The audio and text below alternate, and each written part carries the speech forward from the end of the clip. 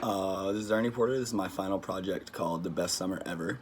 I figured it was only fitting since I wrote about Camp Woodward and I'm currently here to dress the attire and wear my helmet and my pit vipers that I wear every day. Without further ado, Michael never thought that this day would actually come. He was so insanely excited he could hardly believe it. He'd been counting down the days till he got to go to Camp Woodward since he opened the box that contained his admission statement on Christmas. He'd made a countdown and eagerly crossed out each number, counting down from 118, the days in between Christmas and his first day at camp. As he walked to his countdown board, his head spun with excitement as he realized today marked 1, which meant it was the last day before he left. He called out to his mother in excitement in the room over, "Mom! Does this mean we leave tomorrow?" And without missing a beat, his mother replied, "Exactly right, Mike. This is what we've been waiting for." She then smiled bright, knowing that what this meant to her son and the experience he was going to gain. Mike had been riding a scooter for over 2 years now, and they both knew the amazing opportunity that a place like Camp Woodward held for up and coming young action sports athletes. Mike then began to pack up his belongings, go over his checklist that he so meticulously had been mapping out for the past few months. He started with 10 different sets of clothes, making sure to pack every one of his scooter tees so the other campers knew he was really in the scene. He made sure to pack his new Vault Pro scooter shirt as well as his Scooter Farm shirt and tilt shorts, followed by 3 extra pairs of shoes, Nike SBs to be exact. He knew he was going to be taking his riding abilities to new heights and needed the correct footwear to be able to get through some of the tricks he was planning to attempt. After he completed his packing checklist, he picked up his iPhone to message his friend Tommy, who would also be going to Woodward for the week. He clicked the messages app and scrolled to Tommy's name, where he typed out, "Dude, are you as ready for this as I am?" and hit send and watched the delivered message pop up. Not 20 seconds later, Tommy was already typing back, "Bro, born ready. I'm so freaking stoked for this. I'm going to land Bri Drop and I'm going to backflip number 1 gap on Mini Mega."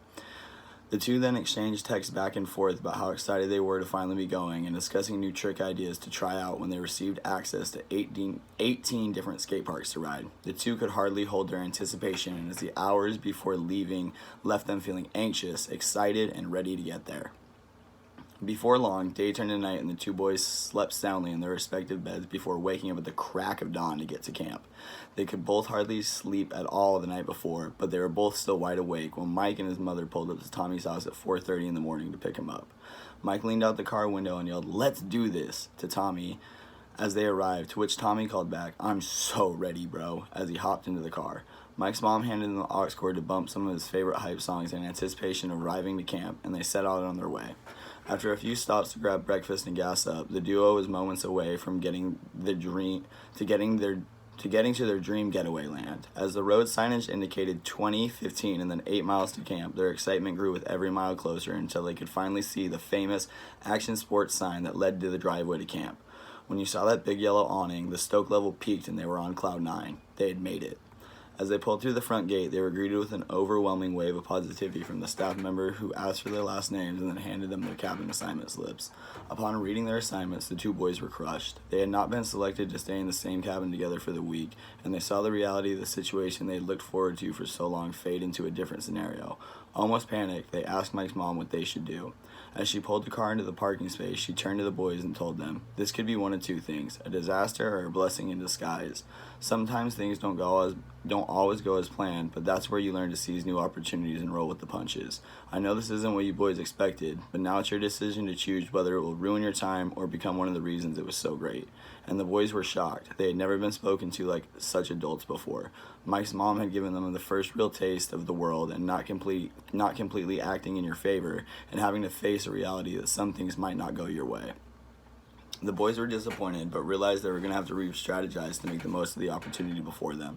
They thought about why they were so enamored by this camp in the first place, and it was the opportunity to use so many amazing facilities with so many knowledgeable action sports athletes, and that had not changed.